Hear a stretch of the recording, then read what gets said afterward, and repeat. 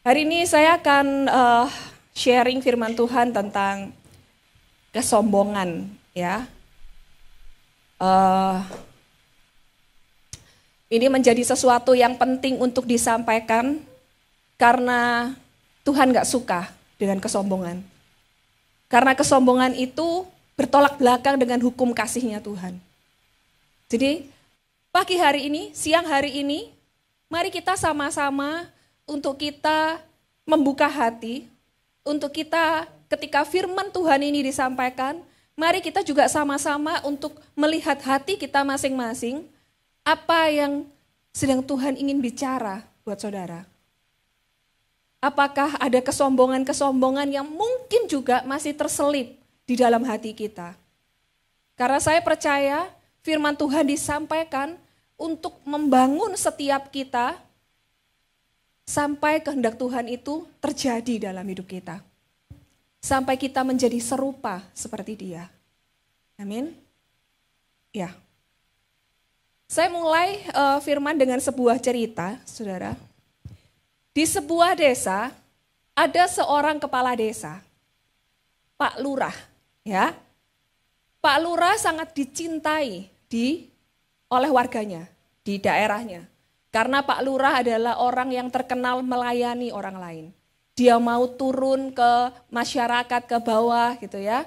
Jadi dia sangat disukai, dicintai gitu ya oleh warga sekitarnya. Nah, suatu kali Pak Wali Kota mengadakan penghargaan.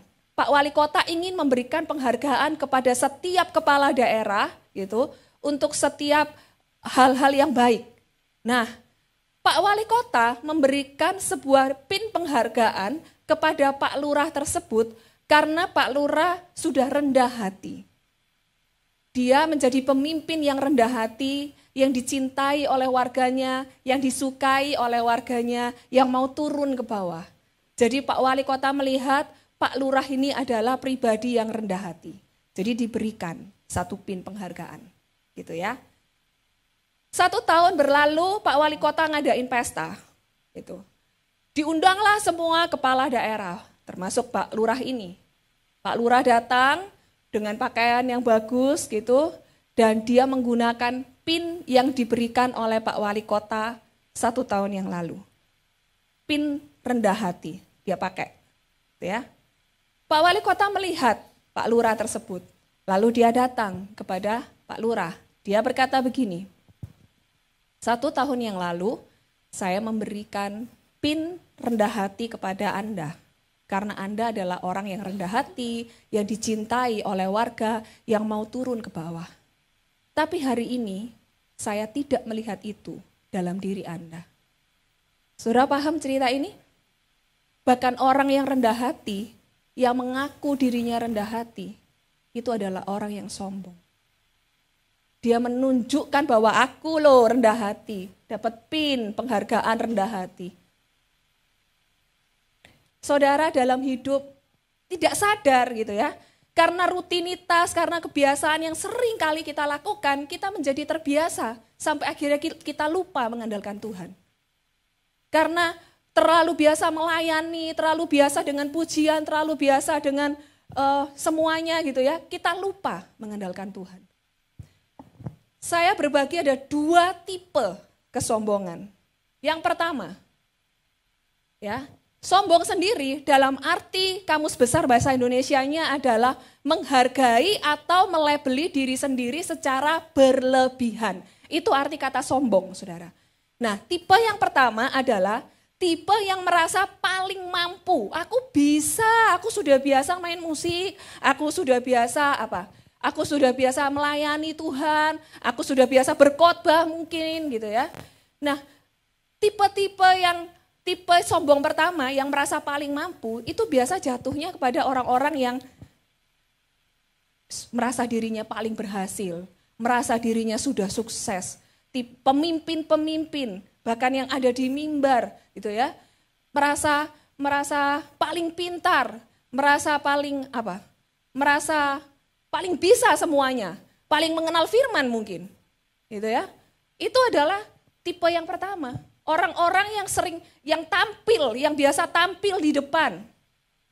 ini adalah orang yang seringnya jatuh di kesombongan.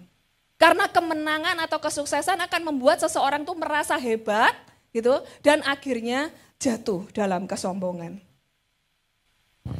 Nah, saudara, kita lihat Daud ya.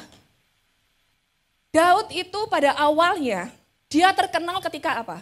Dia mengalahkan Goliat. Di mana-mana namanya Daud langsung muncul gitu ya, harum. Karena seorang yang kecil ternyata bisa mengalahkan raksasa. Gitu.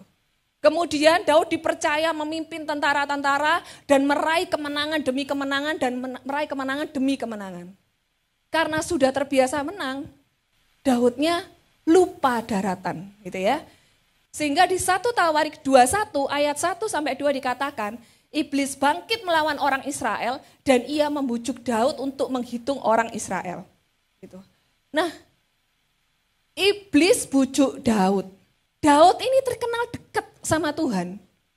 Tapi di saat itu, Daud ini nurut sama iblis. Daud nurut sama iblis. Dia melakukan apa yang iblis lakukan. Jadi saudara, menghitung orangnya enggak salah. Tapi yang salah adalah motivasi hatinya Daud ketika dia berkata dalam hati bahwa mereka ini menang karena aku yang memimpin mereka. Tentara-tentara ini menang karena aku yang memimpin mereka. Jadi motivasinya Daud ini sudah salah, saudara. Jadi bahkan seorang Daud yang begitu kita kenal menjadi orang yang sangat dekat dengan Tuhan, bisa jatuh dalam kesombongan. Jadi kita saudara, siang hari ini, saya percaya bahwa firman ini disampaikan juga untuk supaya kita sama-sama bertumbuh. Sama-sama kita bisa meng-cross-check hati kita. Apakah masih ada sedikit atau jangan-jangan terselip sebuah kesombongan yang tanpa sadar ada di dalam diri kita. Karena kita mau menjadi orang-orang yang murni hati di hadapan Tuhan, saudara. Ya. Sampai di ayat 1 Tawarik 21, di ayat yang ke-8 akhirnya dikatakan di situ, nanti saudara bisa baca ya. Daud bertobat dan akhirnya kita mengenal Daud menjadi orang yang setia sama Tuhan sampai akhir hidupnya. Ya, saudara. Jadi kebiasaan-kebiasaan yang tanpa sadar, kebiasaan yang sering kita lakukan, rutinitas-rutinitas yang sering kita lakukan, tanpa sadar membuat kita sombong. Bisa. Udahlah, rutinitas. Udahlah, aku udah biasa lakukan itu. Kita lupa mengandalkan Tuhan. Seorang Thomas Andrew, dia adalah perancang dari kapal Titanic. Saudara pasti tahu ya kapal Titanic ya. Kalau yang di ibadah 1 masih beberapa masih nggak tahu ya. Tapi kalau di ibadah 2 pasti semuanya sudah tahu. Kapal Titanic ya. Kapal Titanic itu dirancang butuh waktu 3 tahun, saudara, untuk menyelesaikan kapal Titanic. Beratnya kapal itu adalah 52.310 ton. Berat banget, saudara. Ya, jadi kapal Titanic ini terkenal menjadi kapal yang paling besar pada saat itu. Ada permandian air panasnya, ada pokoknya luar biasa. Dari baja, dari yang kuat sekali gitu. Sampai akhirnya si Thomas Andrew itu bilang gini, bahkan Tuhan pun tidak mungkin bisa menenggelamkan kapal ini. Gitu. Dan di endingnya saudara tahu kan apa yang terjadi? Kapalnya terbelah menjadi 2 gitu ya, nabrak karang es terbelah menjadi 2 dan akhirnya dari 2.216 penumpangnya hanya 712 yang selamat. Dari 2.216 hanya 712 yang selamat. Seorang politikus, saudara, namanya Tancredo Neves, dia seorang politikus dari Brasil. Dia bilang gini, kalau yang milih aku lebih dari 500.000 orang, maka aku pasti akan bisa memenangkan pemilu. Bahkan Tuhan pun tidak akan bisa menjatuhkan aku. Dan akhirnya, memang benar, dia pemilihnya lebih dari 500.000 orang, lebih yang milih dia. Tapi dia meninggal H-1 sebelum pemilu. Tuhan gak suka orang yang sombong, saudara. Apa upah dari kesombongan? Saudara bisa baca nanti di Yesaya 2 ayat 6-22. Itu perikopnya aja udah jelas. Hukuman Tuhan terhadap semua orang yang meninggikan hati. Itu perikopnya loh, saudara. Ya. Dan di ayat 11 dan 17, di satu perikop, ada 2 ayat yang berkata sama. Perkataannya begini, manusia yang sombong akan direndahkan, dan orang yang angkuh akan ditundukkan, dan hanya Tuhan sajalah yang maha tinggi pada hari itu. Amsal 16 ayat 18 berkata, kecongkaan mendahului kehancuran, dan tinggi hati mendahului kejatuhan. Jadi Tuhan gak suka dengan kesombongan. Ini sebuah hal yang penting, saudara. Karena di satu perikop, hukuman Tuhan terhadap semua orang yang meninggikan diri, itu perikopnya di ayat yang 11 dan 17. Satu perikop ada 2 ayat yang berkata yang sama. Manusia sombong direndahkan, orang yang angkuh akan ditundukkan. Ya. Jadi mari kita sama-sama siang hari ini, saya percaya bahwa bukan kebetulan firman Tuhan ini disampaikan buat setiap kita, buat saudara dan juga buat saya secara pribadi. Yang kedua, saudara, tipe sombong yang kedua. Tipe sombong pertama adalah merasa dirinya paling mampu. Yang kedua adalah merasa dirinya itu tidak mampu atau minder. Bahkan orang yang merasa dirinya tidak mampu pun orang yang sombong. Karena perasaan tidak mampu itu artinya kita lupa bahwa ada kekuatan Tuhan. Kita ini meragukan bahwa Tuhan itu bisa sanggup membantu kita, menolong kita, memberi kita kekuatan. Nah, berarti kita sombong. Karena kita terlalu berfokus untuk mengandalkan kekuatan sendiri. Gak bisa aku Tuhan, aku gak mampu. Aku nggak bisa, jangan pilih aku jadi melayani Tuhan, jangan milih aku jadi pemimpin komunitas, nggak bisa aku. Karena fokusnya pada diri sendiri. Tapi kita lupa mengandalkan kekuatan Tuhan. Kita lupa bahwa ada satu pribadi yang bisa kita andalkan memberi kita kekuatan. Kita belajar pada satu sosok ini, Musa. Pada saat Musa dipilih Tuhan, ya. Musa berkata apa? Ya Tuhan, aku ini tidak pandai bicara, gitu ya. Aku ini berat mulut dan lidah. Aku ini berat mulut, berat lidah Tuhan. Gak pandai aku bicara. Tapi apa kata Tuhan? Firman Tuhan berkata, siapakah yang membuat lidah manusia? Siapakah yang membuat orang bisu atau tuli? Membuat orang melihat atau buta? Bukankah aku, yakni Tuhan? Kata Tuhan begitu. Oleh sebab itu pergilah, aku akan menyertai lidahmu dan mengajar engkau apa yang harus kau lakukan. Ketika Musa dipilih, Musa pun menolak. Gak bisa Tuhan, jangan. Aku ini gagap, berat mulut, berat lidah, gak bisa ngomong. Tapi Tuhan bilang, siapa kamu? Yang nyiptain lidahmu siapa? Yang nyiptain mulutmu siapa? Aku, kata Tuhan. Jadi gak perlu kita minder, gak perlu kita merasa tidak mampu. Karena Tuhan yang memampukan kita. Yeremia 1 ayat 6. Yeremia juga begitu. Ketika dipilih Tuhan, Yeremia bilang, ya Tuhan Allah, sesungguhnya aku tidak pandai bicara sebab aku ini masih muda. Yeremia bilang. Tapi firman Tuhan berkata apa? Jangan katakan aku masih muda. Tapi kepada siapapun engkau kuutus, haruslah engkau pergi. Dan apapun yang kuperintahkan kepadamu, haruslah kau sampaikan. Ya, jadi tidak ada alasan bagi kita berkata bahwa aku masih muda. Aku sudah terlalu tua Tuhan, gak bisa aku melayani Tuhan. Kaleb itu melayani Tuhan ketika dia sampai berusia 85 tahun. Dia tetap setia melayani Tuhan. Karena dia tahu bahwa tujuan akhir hidupnya adalah memenuhi panggilan Tuhan. Jadi masa-masa tua Kaleb tidak dihabiskan dengan bersenang-senang. karena merasa sudah tua, tapi tetap bergerak, tetap berjalan pada kehendak Tuhan di usia senjanya. Jadi mari kita semangat semuanya ya, saudara ya, untuk tetap melayani Tuhan.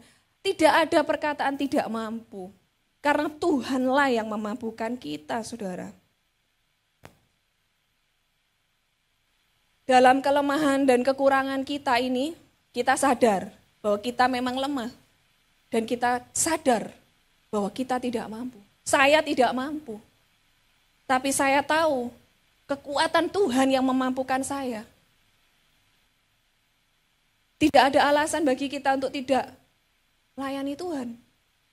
Tidak ada alasan bagi kita untuk tidak menggenapi rencana Tuhan dalam hidup kita. Tidak ada alasan bagi kita untuk bersantai-santai dan tidak melakukan apapun untuk Tuhan. Tidak ada alasan, saudara. Kalau kita mengandalkan Tuhan, Tuhanlah yang memampukan kita. Beberapa waktu yang lalu saya ngobrol dengan seorang hamba Tuhan, seorang wanita, usianya hampir 50 tahun. Dia bercerita banyak bagaimana Tuhan itu bekerja dalam hidupnya secara luar biasa. Dia bilang, aku ini hanya lulusan SD. Tapi aku bisa dipakai Tuhan untuk aku berdoa buat bos-bos besar di Surabaya. Aku bisa dipakai Tuhan untuk aku melayani di luar negeri bahkan. Wow, saudara. Dia bilang, tidak ada yang tidak bisa kita lakukan kalau kita taat sama Tuhan. Kalau kita mengandalkan Tuhan, tidak ada yang tidak bisa kita lakukan. Kuncinya adalah ketaatan, saudara. Ciri-ciri orang yang sombong. Yang pertama adalah gengsi. Ya.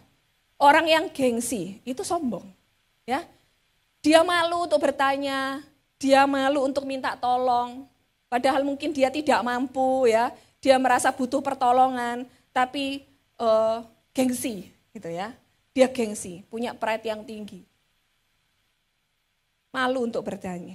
Tidak mau menerima teguran, orang yang keras kepala, orang yang kalau ditegur, apa sih? Loh kan aku nggak salah, aku loh yang benar gitu. Ya, orang yang tidak mau menerima teguran, orang yang suka merendahkan orang lain. Ya, saudara. Kalau kita ketemu teman, ketika kita ketemu orang lain nih di jalan gitu, kita ketemu orang lain, apa respon hati kita? Jangan-jangan kita, kenapa orang itu kok gitu ya? Ya orang itu kok ya? Merendahkan orang lain. Hati-hati saudara, tidak sadar. Kita sedang hidup di dalam kesombongan. Kita merasa nyaman mungkin dengan diri kita, lalu kita lihat orang lain, orang itu kok ya? Kok sedikit aja di dalam hati, itu sudah tidak benar saudara. Tidak nyebut nih ya, tapi hanya di dalam hati, itu udah gak benar saudara. Tuhan tidak menyukai, karena apa yang di dalam hati itu Tuhan tahu.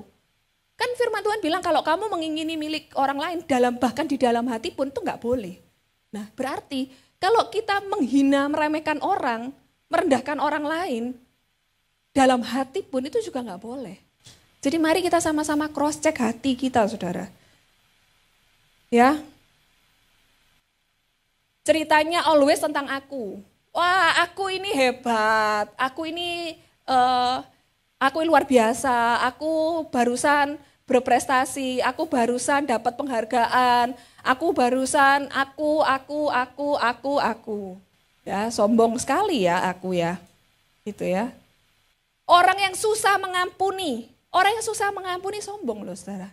Kenapa? Karena orang yang susah mengampuni merasa bahwa dirinya tidak pernah salah. Jadi kalau ada orang yang salah, dia susah untuk mengampuni orang lain. Loh, sombong sekali ya. Gitu. Atau sebaliknya, orang yang susah minta maaf. Itu juga orang yang sombong. Tidak berani untuk ngomong maaf. Susah untuk memperkatakan maaf. Orang tua kepada anak, anak kepada orang tua. Karena pride, karena gengsi, orang tua kepada anak, anak kepada orang tua merasa paling pinter, paling benar. Jadinya susah untuk meminta maaf. Sombong, saudara. Lalu bagaimana? Lalu bagaimana seharusnya kita bersikap? Yang pertama, menyadari bahwa Tuhanlah yang memberi kekuatan dan kemampuan. 2 Korintus 4 ayat 7 berkata, tapi harta ini kami punyai dalam bejana tanah liat supaya nyata bahwa kekuatan yang melimpah-limpah itu berasal dari Allah, bukan dari diri kami. Jadi kalau saudara berhasil, saudara sukses, saudara pinter, saudara apapun ya, berhasil dalam pekerjaan saudara, berhasil dalam pelayanan saudara, berdampak buat orang lain, terus terlihat gitu ya. Bukan karena kekuatan kita, itu karena Tuhan, karena kekuatan Tuhan yang memampukan kita. Lalu yang kedua, saudara, bagaimana seharusnya kita bersikap? Fokus utama kita adalah menyelesaikan panggilannya. Di 2 Timotius, ya Paulus berkata bahwa aku telah mengakhiri pertandingan dengan baik, aku telah mencapai garis akhir dan aku telah memelihara iman. Kalau fokus kita tuh mengerjakan panggilan Tuhan, maka tidak ada lagi waktu kita berkata bahwa Tuhan aku enggak bisa. Atau berkata bahwa wah semuanya karena aku. Karena fokus kita itu adalah mengerjakan panggilan Tuhan. Tidak ada lagi alasan untuk tidak mengerjakan panggilan Tuhan. Tidak ada lagi alasan untuk berfokus pada diri sendiri. Karena memang fokusnya ini menggenapi janji-janji Tuhan, menggenapi panggilan Tuhan dalam hidup kita. Setiap kita diciptakan dengan sebuah panggilan, sebuah tujuan. Tuhan menciptakan kita lahir cerut gitu ya. Bukan karena nggak ada tujuannya apa-apa, tapi karena masing-masing pribadi diciptakan dengan sebuah tujuan. Jadi keberadaan hidup kita tujuannya satu, menyelesaikan panggilan Tuhan. Jadi jangan sampai miss target. Tuhan menciptakan kita ini jadi miss target. Karena nanti di akhir hidup ternyata kita tidak melakukan apa-apa. Ya. Jadi kalau fokus kita ini mengerjakan panggilan Tuhan, kita tahu bahwa Tuhan itu pasti menyertai. Sama seperti ketika Tuhan ngomong sama Musa, siapa yang nyiptain lidah? Pergi, aku menyertai engkau. Begitu pula Tuhan kepada saudara, kepada kita, pergi, aku menyertai engkau. Jadi kalau fokusnya panggilan Tuhan, tidak ada kesempatan lagi buat kita berpikir bahwa kita tidak mampu. Tidak ada lagi. Kalau fokusnya dalam menyelesaikan panggilan Tuhan, tidak ada lagi waktu di mana kita berpikir bahwa semuanya tentang aku. Karena fokusnya adalah panggilan Tuhan. Ya, saudara. Yang ketiga, bagaimana seharusnya kita bersikap hidup di dalam komunitas, saudara. Jeffrey kemarin minggu lalu sudah bercerita bagaimana kalau kita di dalam komunitas kita akan menjadi kuat. Yes. Ya, Roma 12 ayat 16 berkata, hendaklah kamu sehati sepikir dalam hidupmu bersama, janganlah kamu memikirkan perkara-perkara yang tinggi. Loh, orang sombong itu kan mikirnya terlalu tinggi, ya. Tapi firman Tuhan bilang jangan mikir perkara-perkara yang tinggi, tetapi arahkanlah dirimu kepada perkara-perkara yang sederhana. Janganlah menganggap dirimu pintar. Firman ini, Roma 12 ayat 6, itu berfokusnya pada komunitas, kebersamaan. Firman ini ayat ini tidak ditujukan pada orang per orang. Karena berkata bahwa dalam hidupmu bersama. Jadi memang ditujukan di dalam sebuah komunitas, saudara. Dalam komunitas, kita akan terjaga, saudara. Hidup kita tuh akan dijaga di dalam komunitas. Karena ada orang-orang yang akan bertanggung jawab. Menegur kita, mengingatkan kita. Sehingga hidup kita itu akan tetap terus terarah kepada Tuhan. Yang keempat, saudara. Bagaimana seharusnya bersikap sadar bahwa kita ini sedang berpartner dalam bersama dengan Tuhan. 1 Korintus 3 ayat 9 berkata, karena kami adalah kawan sekerja Allah. Kamu adalah ladang Allah, bangunan Allah. Saudara, kalau kita berpartner bersama Tuhan, Kalau kita mau berjalan bersama-sama dengan Tuhan, artinya kita tuh bergerak dengan konsep yang sama. Dengan apa yang Tuhan pikir. Tuhan mikirin apa? Tuhan pikir tentang jiwa. Tuhan pikir tentang apa? Tentang pelayanan, melayani jiwa-jiwa yang ada. Gitu ya. Artinya kalau kita mau jadi partnernya Tuhan, otomatis fokus kita akan sama dengan Tuhan. Fokus kita adalah jiwa-jiwa. Fokus kita adalah orang lain. Tuhan gak berfokus pada dirinya sendiri, fokus Tuhan itu adalah untuk orang lain. Artinya kalau kita jadi partnernya Tuhan, maka kita tidak menjadi selfish, tidak memikirkan diri kita sendiri.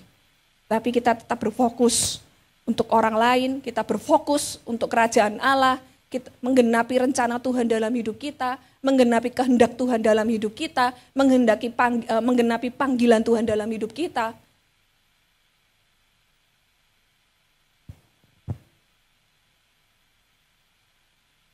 1 Korintus 3 ayat 7-8 berkata, karena itu yang penting bukanlah yang menanam atau yang menyiram, melainkan Allah yang memberi pertumbuhan. Baik yang menanam maupun yang menyiram adalah sama. Dan masing-masing akan menerima upahnya sesuai dengan pekerjaannya sendiri. Saudara, ada sebuah ilustrasi, ya. Satu tembok ini, bangunan ini, tembok ini bisa berdiri karena terdiri dari batu bata, pasir, air, ya kan? Apakah kalau air dan batu bata bisa berdiri? Bisa berdiri enggak bangunannya kalau cuman air dan batu bata? Kalau cuman pasir dan air, bisa berdiri bangunannya? Enggak bisa. Artinya saudara, apapun yang saudara kerjakan, pelayanan apapun yang saudara kerjakan, even itu enggak dilihat orang. Firman Tuhan berkata, baik yang menanam maupun yang menyiram adalah sama. Masing-masing akan menerima upah. Bukan hanya yang tampil, yang terlihat di mimbar, yang dilihat Tuhan. Tapi apapun yang saudara kerjakan, pelayanan saudara apapun, mau di tempat kerja, melayani Tuhan, di tempat kerja, melayani Tuhan, even orang lain enggak lihat. Tapi pasal-pasal itu melengkapi pekerjaan Tuhan. Pasal-pasal itu melengkapi pekerjaan saudara, pekerjaan orang lain, dilengkapi bersama-sama untuk kerajaan Allah. Saudara paham maksudnya? Kita nggak bisa sendiri. Pekerjaan Tuhan itu akan dikerjakan bersama-sama. Ini yang terakhir, saudara. Pergerakan besar tidak bisa dikerjakan sendirian.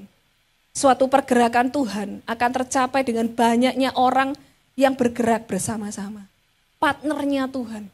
Menjadi partner, sehati sama Tuhan, sepikir sama Tuhan. Menjadi partnernya Tuhan. Karena itu besar kecilnya bagianmu, tetap akan membawa pengaruh dalam kerajaan Allah. Karena itu saudara, jangan berdiam diri. Jangan berdiam diri. Apapun yang bisa kita kerjakan, mari kita kerjakan untuk melayani Tuhan. Mari kita kerjakan untuk berjalan dalam kehendak Tuhan. Apapun yang saudara bisa lakukan, mari kita kerjakan untuk menggenapi tujuan Tuhan dalam hidup kita. SMCC Saint Movement Community Church. Kita gereja pergerakan, kita bergerak saudara. Tapi kita butuh saudara, kita butuh.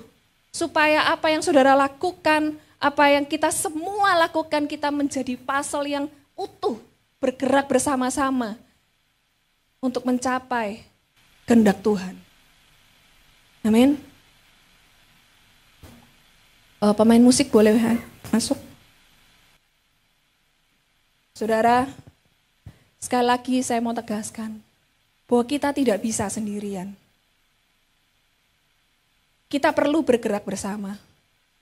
Tapi terlebih lagi, hancurkan setiap benteng kesombongan.